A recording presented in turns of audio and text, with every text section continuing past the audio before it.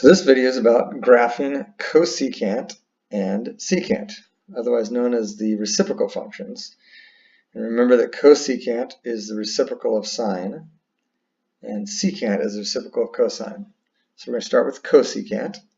And so knowing that that cosecant is equal to 1 over sine, that means whenever sine is 1, which would be here, and whenever sine is 1 or negative 1, then cosecants can be the same. And whenever sine is 0, which would be here, here, and here, then we know that cosecant would be undefined, just like in tangent. So you're going to have some asymptotes in cosecant, once again. So let's go ahead and put those things in. So we said when sine is 1, that means cosecant is also going to be 1. So that would be right there. When sine is negative 1, cosecant is also negative 1.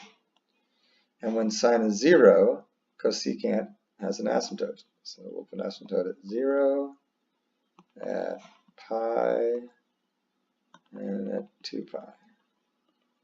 Again, there's an asymptote there because we're doing 1 divided by 0, which would give me undefined, which has an asymptote.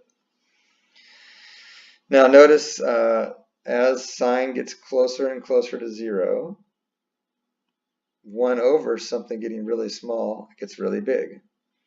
So we're doing that on both sides here. So that means from the point here, it's going to head up and get bigger and bigger and bigger.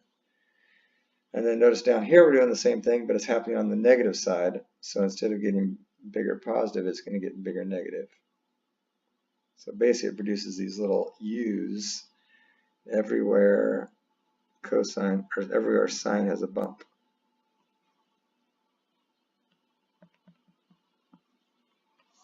Okay? And you may have already guessed that cosine is going to be similar to that. Secant is going to be similar to that, because once again, whenever cosine is 1 right there, or negative 1, or 1, then secant is going to be the same, and whatever cosine is 0, there'll be another one out here, another one over there. Secant is also going to be undefined. So if we wanted to draw this, let's put in the 1s. There's a 1 right there, a negative 1 right there, and a positive 1 right there.